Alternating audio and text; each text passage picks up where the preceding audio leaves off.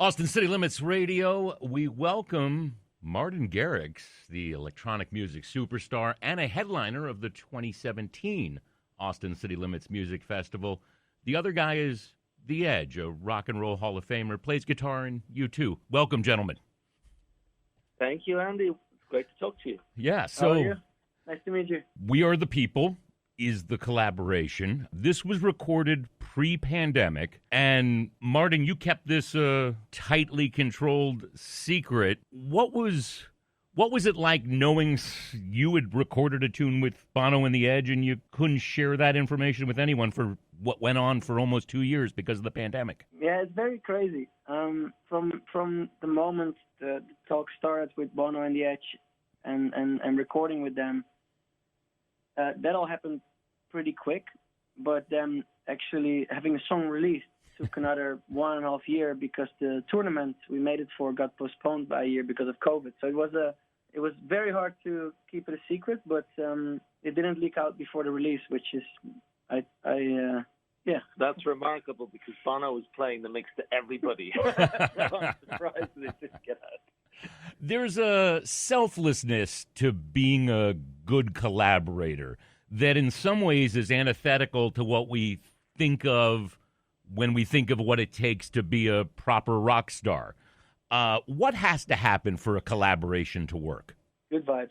Good vibes between everybody and a great tune that everyone is excited about. And then, the music is our boss always. And if you've got something like We Are the People that, it is on the back burner, it's like you just want to serve that song and you want it to be the best it can be. And, Bono and we're like heat-seeking missiles. When there's something really amazing happening, we down tools. That's what we focus on. Is it all these years later still exciting to aim those missiles? Always. That's the irony and the amazing thing is that we this is what we do. We are dedicated 100% to the idea that we could wake up one day and simply by being at the right place at the right time, we could be part of one of the great songs. So it's always been the same with Bono and myself, and I sense it's the same with Martin. Yeah, same here. I think every song, every creation of a song, something that wasn't there before, and it's so amazing if you can touch people, if you could help, or even if people are dancing or enjoying. I love every single studio session, and even if it doesn't get released, just the process of creation is already so much fun. I mean, Martin, you started as a Spanish guitar player and then started sending that through the computer. This tune starts with a very classic-sounding piece of Edge guitar work. What was it like for you to hear something that you wrote and envisioned come out the other end like that? It was incredible, and I was actually stuck on the main melody hook. I had no idea where I wanted to take it, and Edge stepped in and came with the with that melody, which ended up the theme for the tournament and being used in all the advertisements for the championship, for the European Championship football. Yeah, there was a problem though. I sent it to Martin without any reference, so he listened to it and he didn't understand that where it was placed in the bar. It's a bit technical, but he thought it instead of da-da-da-da-da-da, he thought it was da-da-da-da-da-da-da-da, which is such a weird and unmusical idea. So he was scratching his head for a while until I didn't really understand. I got the email. Okay, these are Edge. This is the idea Edge did. I can't. It didn't really click in my head yet. And then I got a reference then from Bono, and then suddenly I realized that it had a completely different placement in the song. Yeah, and it fully clicked. And then it made some musical sense. We're with Martin Garrix and the Edge.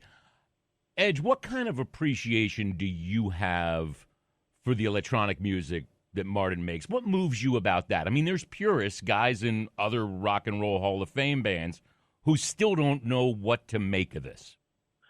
Well, you know, there's been an unbroken lineage of great dance music that has been part of rock and roll since the beginning. I mean, rock and roll was dance music. You know, it was played in clubs for people to dance to. And you know, along the way, when it became rock, it kind of lost its hips. It became a little stodgy rhythmically. And the melodies were still good. But I think what Martin's doing is a combination of both, which is incredibly potent dance music with incredibly powerful hooks and melodies. And I completely relate to that. I got the chance to see him perform in Romania a few days ago, and it was an amazing thing to behold this entire stadium going absolutely crazy. And there's Martin up there, you know, directing everyone's experience as all great DJs do. And, you know, the master of the occasion with lights. And it was just mind-blowing. So I don't really see a distinction. Absolutely, I understand that, you know, out of context, club music can puzzle certain people because it is really a dance form. But when you see it where it's supposed to be heard, it makes perfect sense. And in fact, it's kind of what's inspiring for me is learning a little bit about how to apply some of those aesthetics today in what I do. You know, that rhythm and the need for people to move to your music is really essential. And I think bands would lose sight of that unless you're a folk group. But I think if you've got drums, you've got bass, and you need to be able to get people moving. And that was what was inspiring about seeing him live. Edge, let me take you back a moment to, 35 years ago, 1987. You and Bono head over to Antone's after playing the Frank Irwin Center and jam with Stevie Ray Vaughan, Jimmy Vaughan, T-Bone Burnett, and Dr. John. What do you remember about that night?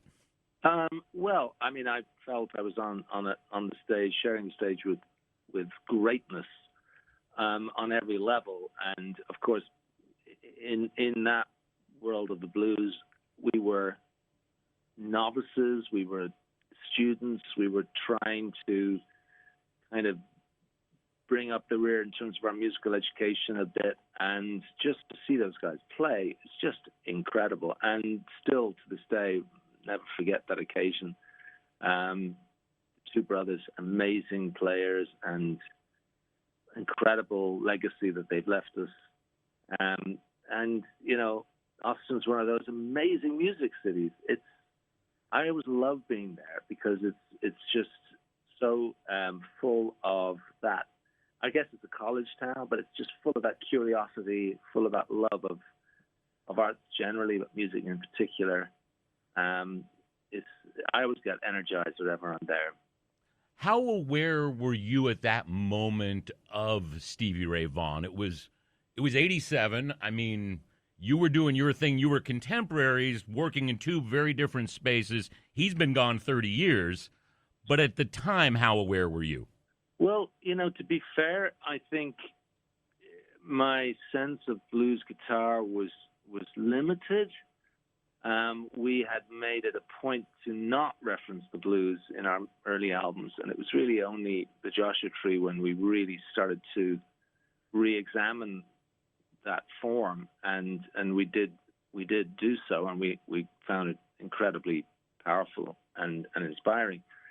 But I guess, you know, when Bowie asked Stevie to play on Let's Dance, that was like, for everybody, it was like, whoa, who is this dude? And it was just incredible to hear that tone played with such discipline and fire. You know, that was what was fun about it. There was nothing self-indulgent about what Stevie did on that track. It was just guitar at its best. And from that sort of Southern blues tradition, it was really, really inspiring to hear. Martin, how much do you remember about your 2017 Austin City Limits Music Festival headlining gig? I remember that it was two weekends of a lot of fun.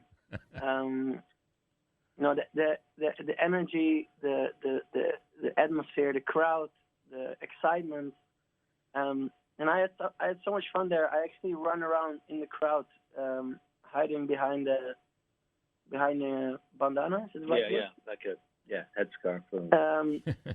Just to enjoy the festival myself, and I had an amazing time there.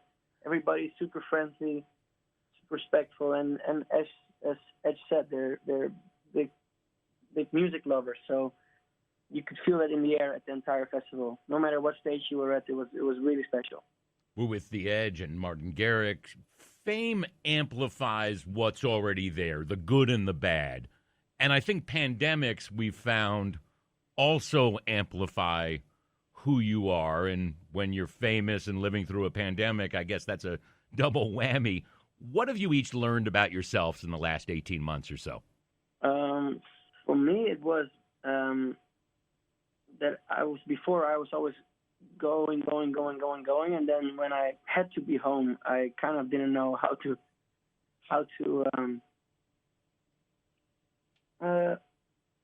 was just very not nervous is not the right word, but I couldn't relax in the first few months after when the pandemic hit, and then I realized what the things that make me most happy, which is family, friendship, and being in the studio.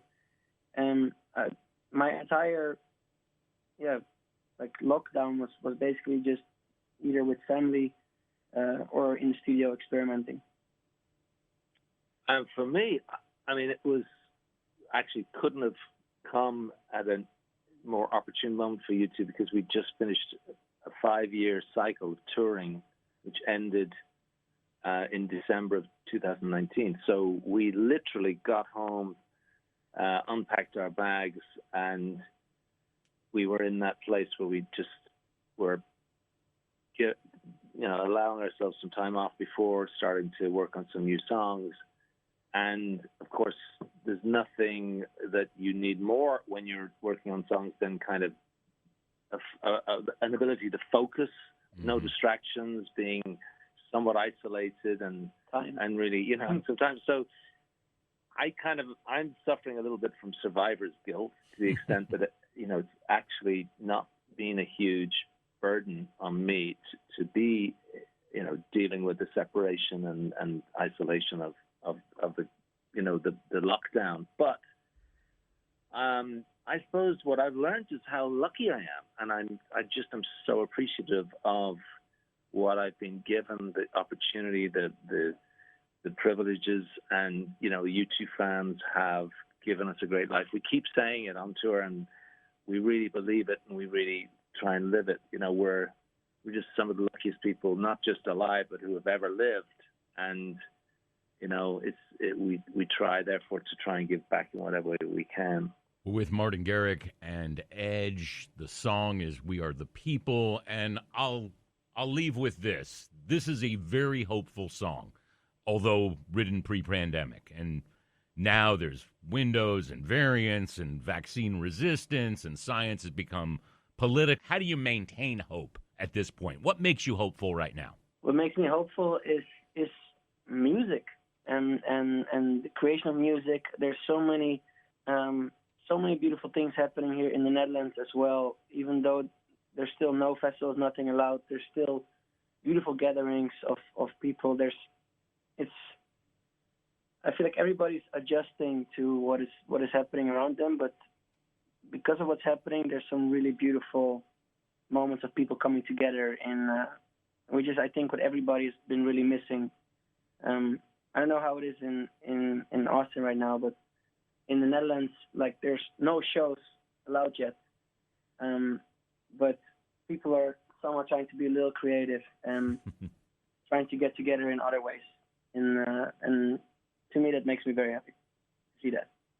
And for me, what gives me hope are the facts, what's actually been going on.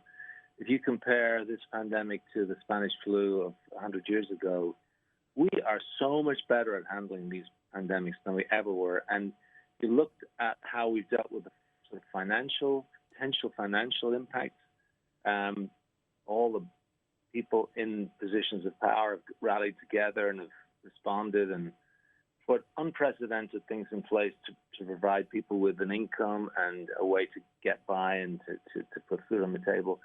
So, yeah, things have been rough. But I just wanted to say congratulations to everyone for dealing with it so well. And there's so many opportunities to think positively if you actually take a step back and make comparisons with what happened in previous eras and previous times. And medical science, what about the incredible triumph of these vaccines? I mean, it's immense, what we've been through, but the response has been incredibly inspiring. So there's so much that I feel positive about. All right. He's the Edge. Martin Garrix is here, too. We appreciate you both, and We Are the People is the tune, and thank you both, and we're going to play it now on Austin City Limits Radio.